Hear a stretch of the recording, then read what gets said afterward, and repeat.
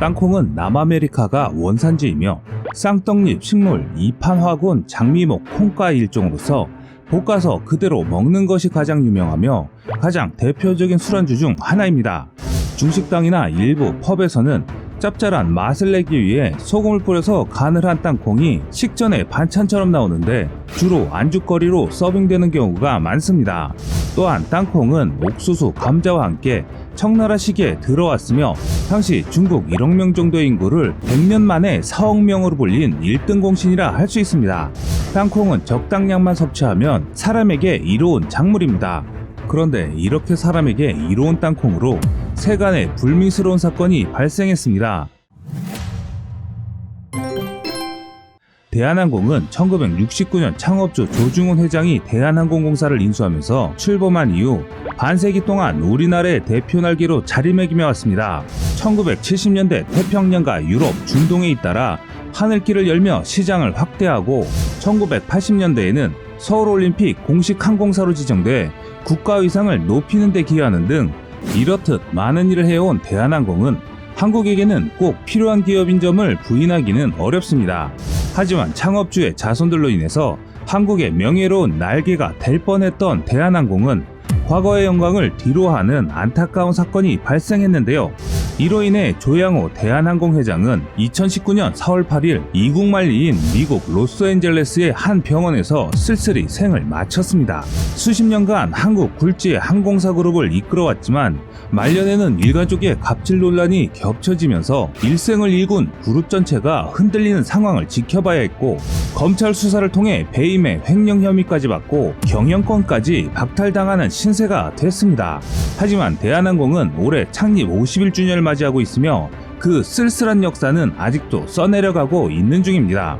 한편 2014년 큰딸 조연아 씨의 땅콩 회항으로 조 회장 일가의 제왕적 총수경영 체제에 대한 비판 여론이 조성됐고 국민들의 내리에 땅콩 회항이 아직도 잊혀지지 않았는데 차녀 조현민 씨의 물컵 갑질로 다시금 대한항공의 가족경영 체제에 대한 질타가 이어졌습니다.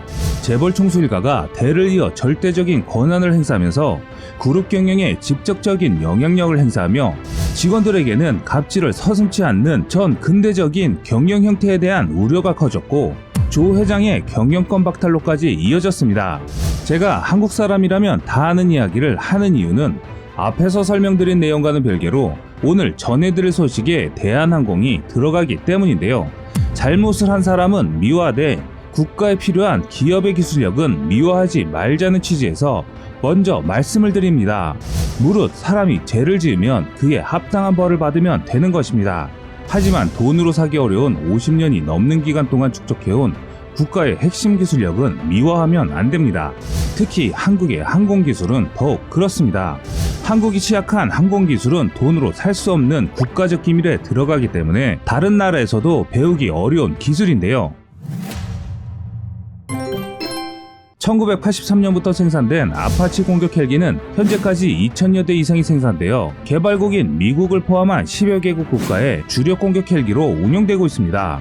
그중 최신형 아파치 공격 헬기인 아파치 가디언은 공대지 및 공대공 미사일을 탑재하고 최신의 사격 통제 및 각종 생존 장비 등을 장착하여 주야간 전천후 작전이 가능한 현존 최고 성능의 공격 헬기로 알려지고 있는데요. 우리나라는 2013년 4월 제66회 방위사업추진위원회에서 대형 공격 헬기 사업 기종으로 아파치 가디언을 선정하고 2016년부터 2018년까지 순차적으로 36대를 도입하기로 결정했습니다. 아파치 공격 헬기는 지난 1989년 12월 미국의 파나마 침공을 시작으로 전장의 모습을 드러냈습니다. 이후 1991년 벌어진 걸프전에서는 다국적군의 공습에 앞서 미 육군의 아파치 공격 헬기와 미 공군의 특수전 헬기인 MH-53 페이브로우가 한 팀을 이루어 이라크군의 핵심 방공시설을 파괴하면서 개전의 서막을 알렸는데요.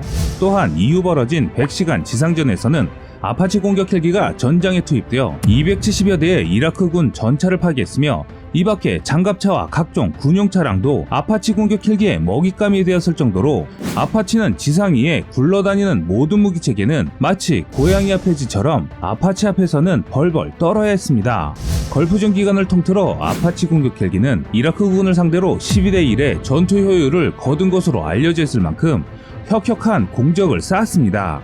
이러한 아파치 공격 헬기의 명성은 아프간과 이라크전까지 이어지면서 현존하는 공격 헬기 중 단연 독보적인 자리를 고수하고 있습니다.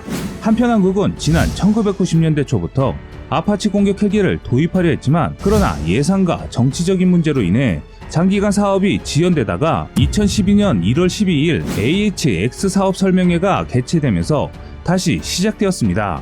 당시 한국 육군은 경쟁 기종보다 성능과 운영적 합성에서 뛰어난 아파치 가디언을 선정하고 지속적으로 아파치를 도입하려 했었지만 성능과 비례한 가격으로 인해 많은 고민을 했을 정도였습니다. 현재는 한국 육군에 배치된 아파치 가디언 공격 헬기는 이전 버전의 아파치에 비해 출력이 향상된 신형 엔진을 장착해 기동성이 대폭 향상되었으며 헬기 자체의 소음도 감소해 보다 은밀한 작전이 가능한 현존 최강 성능을 자랑하는 최신의 아파치를 보유하고 있습니다. 또한 한국이 앞으로 도입하려는 최신 버전인 아파치 가디언 공격 헬기 버전 6는 지상뿐만 아니라 해상 작전까지 완벽하게 수행하기 위해 해상화 작업은 물론 해상 목표물에 대한 대처 능력이 강화된 최신형 롱보우 레이더가 장착되어 있습니다. 그런데 이런 세계 최강의 아파치를 한국이 다시 한번 생산하게 될 것 같습니다. 아파치 헬기를 생산하는 보잉이 한국항공우주산업에게 최신의 공격 헬기 AH-642 아파치 가디언을 면허 생산하라고 제안했다는 것입니다. 이는 한국의 해병대 상륙 공격 헬기로 사실상 결정됐던 마린원 무장형을 생산하려는 한국은 60여 대의 아파치 가디언을 생산해 육군과 해병대에 납품할 수 있는 선택지가 한국에게는 더 생긴 것이라 할 수 있는데요.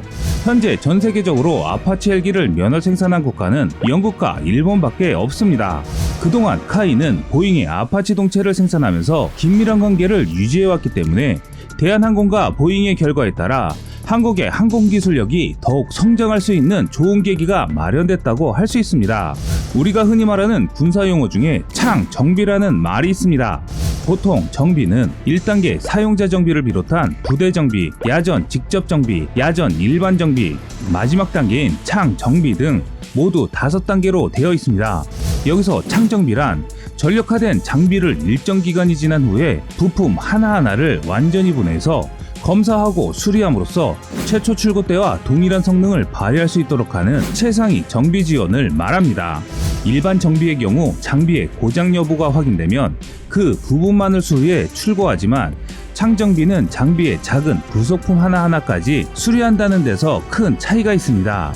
창정비는 운용유지 비용 절감과 전투준비 태세 완비라는 두 가지 측면에서 군 전투력에 상당한 영향을 끼치게 되는데요. 먼저 야전에서 오랜 기간 사용하면서 성능이 저하된 장비를 창정비하면 장비의 수명이 연장되는 효과가 있기 때문에 운용유지 비용을 절감할 수 있습니다. 또 이런 창정비는 전투부대의 장비 가동률을 상승시켜 전투 준비 태세 완비에 기대 효과를 얻을 수 있는 최상위 정비 지원입니다. 갑자기 웬 창정비 하실 수 있는데요. 그런데 여기서 중요한 포인트가 있습니다. 외국산 무기를 창정비한다는 것은 해당 무기에 대한 정확한 재원을 파악할 수 있는 좋은 계기가 되기 때문인데요. 대한항공은 2008년부터 세계 최강 공격 헬기인 미 육군 H-64D 아파치 헬기의 창정비를 시작해 현재까지 한국의 항공기술에 많은 영향을 주었습니다.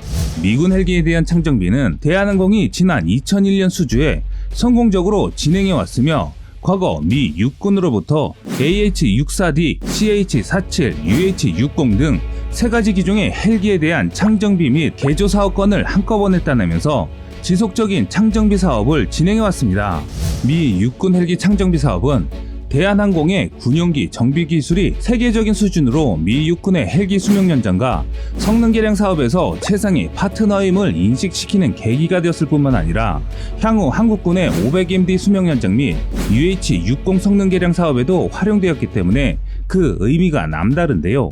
대한항공 부산 테크센터는 아시아 태평양 지역의 유일한 군용기 종합 정비창으로서 지난 1978년 군용기 정비 사업을 시작한 이래 한국군과 미군으로부터 F-4, F-15, F-16 전투기, A-10 공격기, C-123, C-130 수송기, P-3C 초계기, CH-47, CH-53, UH-60, AH-1 헬기 등 각종 군용기 3,000여 대를 정비하며 성능을 개량했습니다.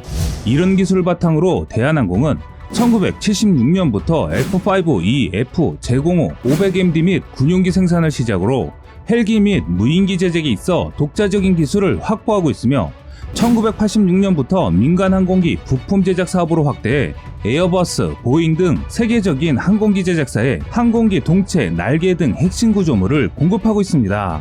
세계 어느 나라든 자신들의 군사무기를 볼트 하나까지 분해하는 것을 좋아하는 국가는 없을 것입니다. 그런데 한국의 대표 항공기 업체가 세계 최강이라고 해도 과언이 아닌 아파치를 면허 생산하게 됐습니다. 이는 한국에게는 또 다른 좋은 기회입니다.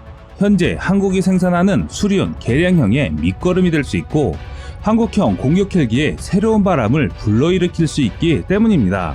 한국은 세계 여러 나라가 인정하는 우수한 기술력을 갖고 있는 국가입니다.